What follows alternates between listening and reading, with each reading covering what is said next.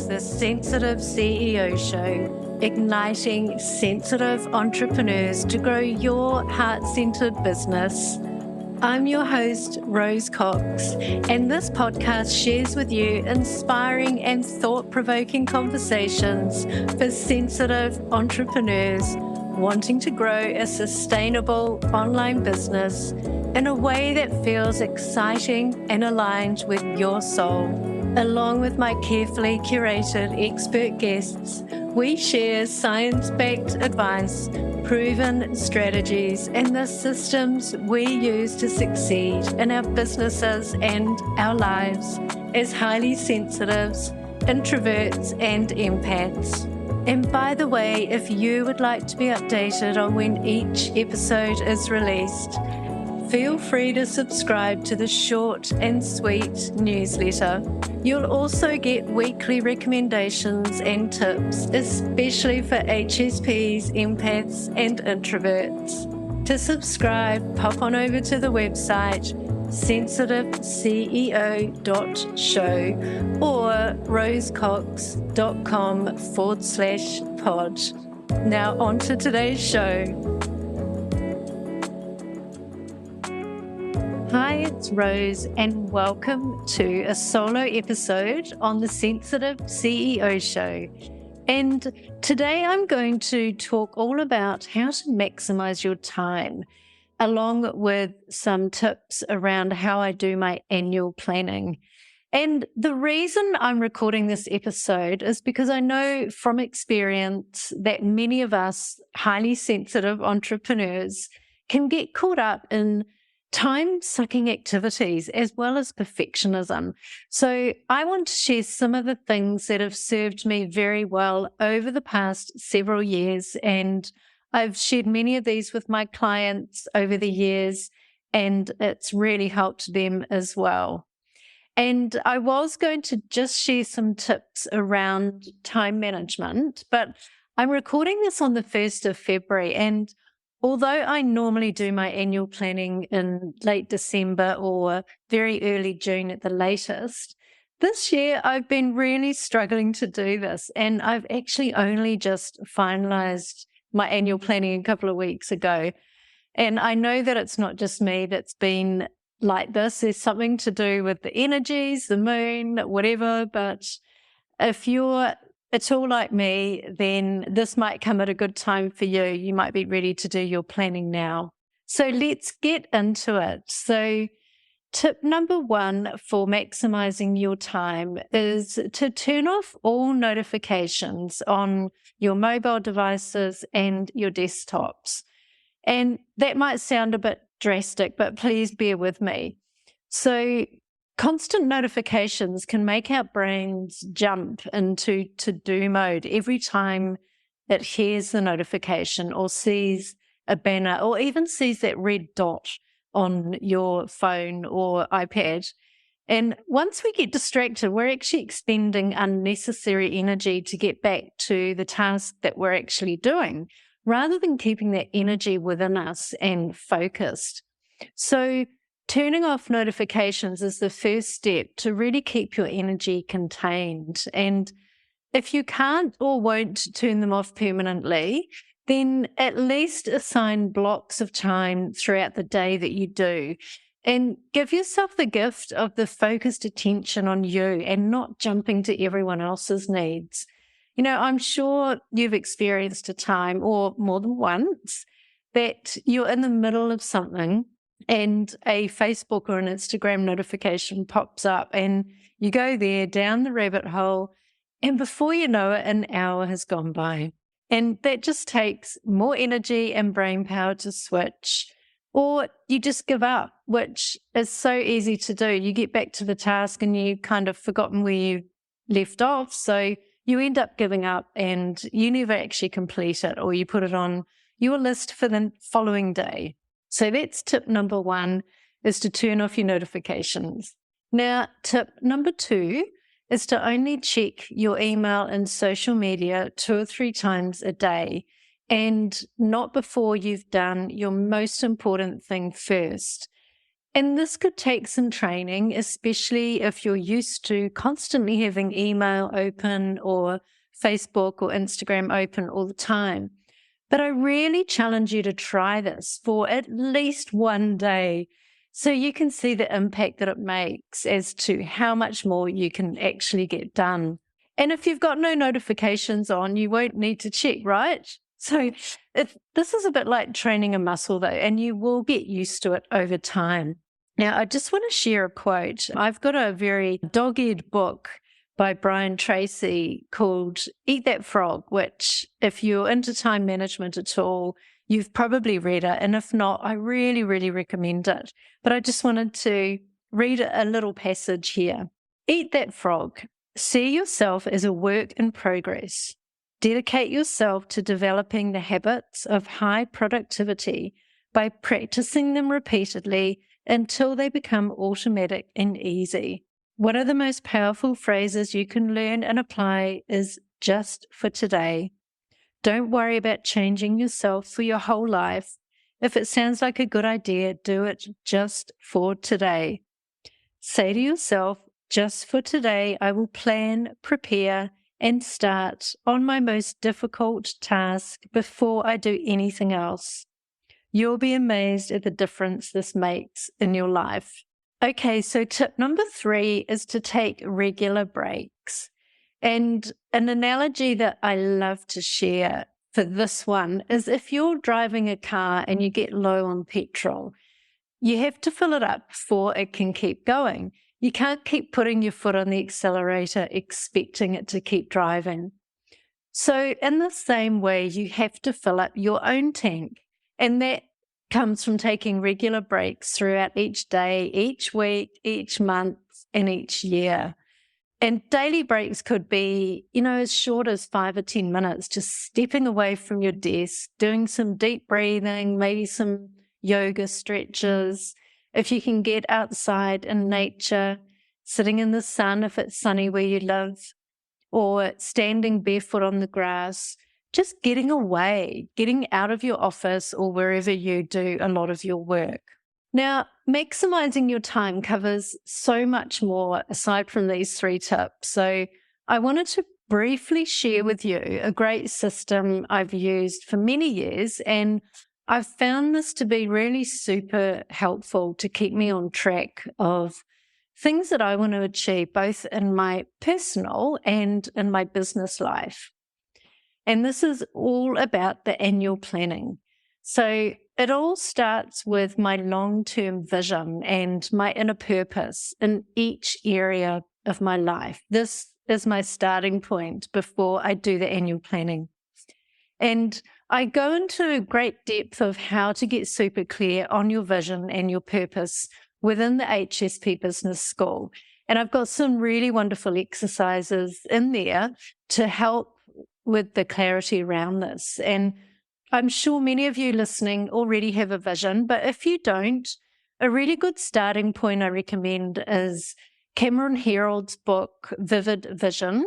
Or if you want to dive deeper, then check out a program called Lifebook. And this is put on by Mind Valley. So if you go to mindvalley.com, or I think you can also find it at lifebook.com, but I'll pop those resources in the links below in the show notes. And I've taken a part of both of these and I've actually put them into the module in the HSP Business School called the Foresight Formula. And I've developed this system within this module that I share with my clients. So using this vision that you have created, or if you haven't yet, then I encourage you to use either one of those resources. Using this vision, what I do is I look at the year ahead and, it doesn't matter when you start. As I mentioned, I usually do this at the end of December or early January, because it's always quite nice to start fresh, beginning the new year. But as you know, I was a bit late getting started this year.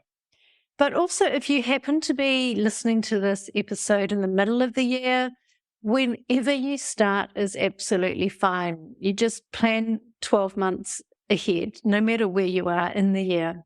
So with this vision in mind, I ask myself, what am I willing to commit to accomplishing in the next 12 months? What is going to move me closer towards my vision? So I write down 5 to 6 goals using the SMART goal framework. So I'll just run through that if you're not familiar with that. So S is for specific, M is for measurable, A is for achievable, R is for realistic, and then T is for time bound. So you want to have a time on that. So then with these goals, I then look at the year, and as I shared in tip 3, I've hopefully already added in all of my holidays for the year. And this includes if I'm having a month off, if I've got long weekends planned, or other big events, or even birthdays. If I don't want to be working on a special day, then I make sure all of these are blocked out in the calendar and that the calendar is set to busy, just so that I don't get an unexpected appointment booked in. So with these 5 to 6 annual goals, I then break these down into quarterly goals.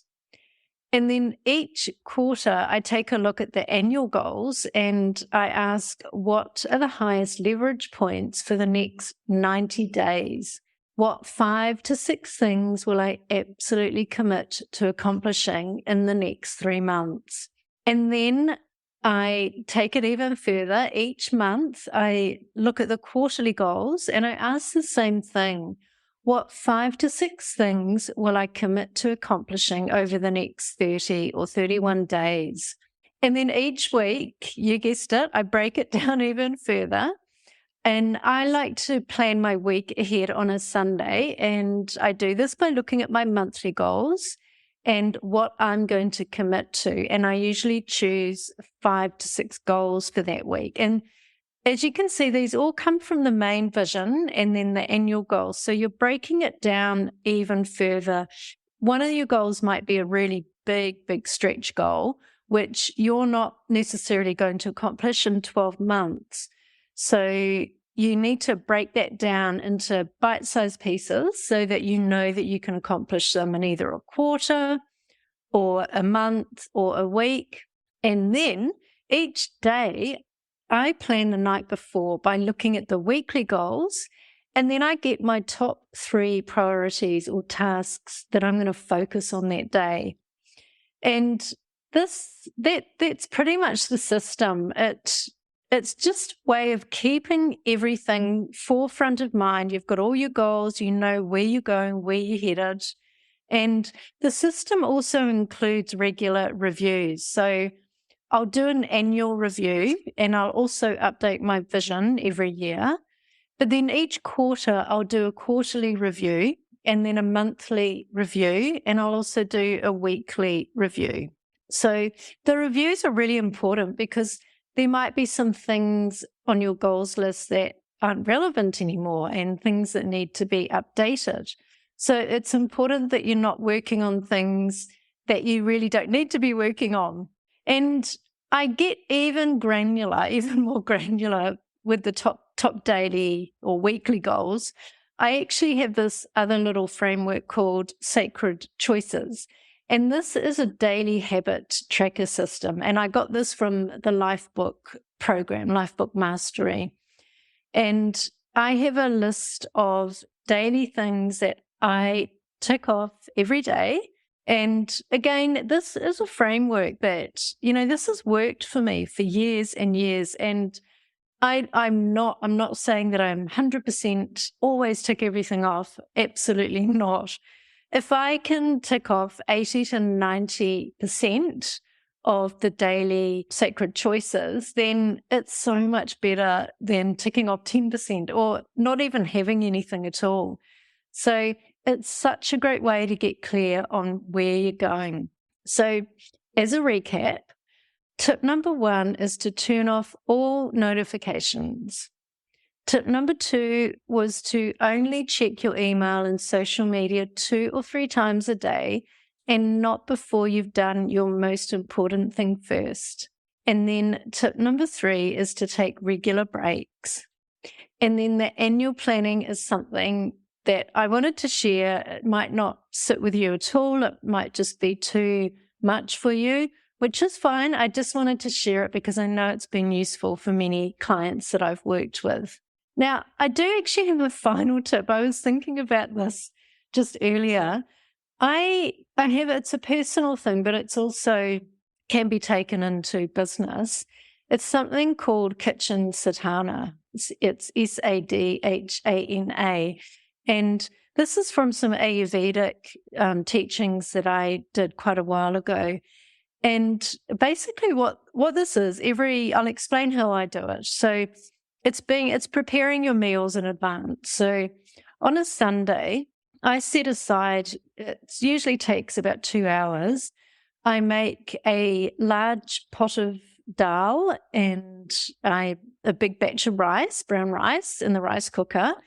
And on a Sunday, my husband goes to the farmers markets and picks up fresh fruit and vegetables for the week. And so while the dal is cooking, I prepare all of the vegetables and I have everything ready for the week. I plan my meals each week. I know exactly what meals we're having.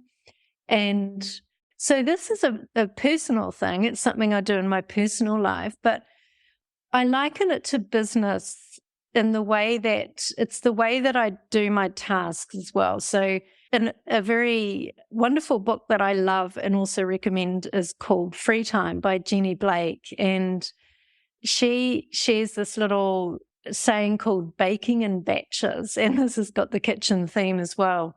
And what this is by grouping similar tasks so you can make more progress in any given work session. So how I make it work. So on a Monday, for example, I do all of my social media post writing on a Monday, and that's all focused in the morning. So I set aside that time. I haven't got any email. I haven't checked my email. I have nothing open, no social media open. This is just purely writing the content and maybe sourcing images, but it may just be writing the content. And then I have another day that I only record podcasts. So I only record podcasts on one day and not every day of the week. So I guess how I'm sharing this is that I have certain days for certain tasks and I bake in batches, as Jenny Blake would like to say. So that's it for this episode. I hope that you picked up some useful tips in here.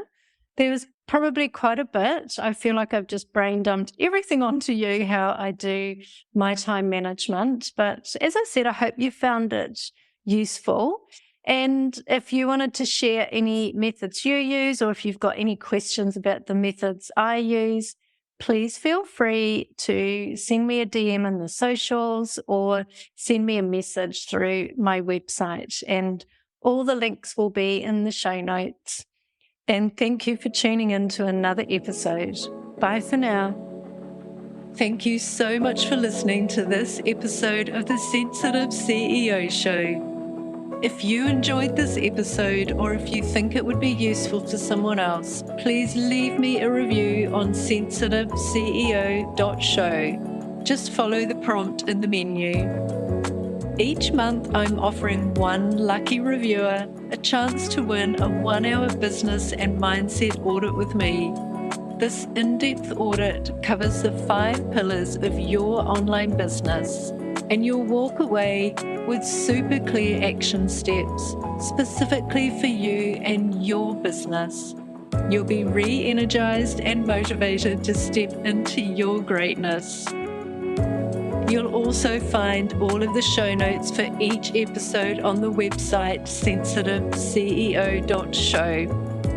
And while you're there, make sure you subscribe to the short and sweet newsletter. You'll get weekly recommendations and tips, especially for HSPs, empaths, and introverts. And as the name implies, the email is short and sweet. The Sensitive CEO Show, igniting your sensitive superpowers.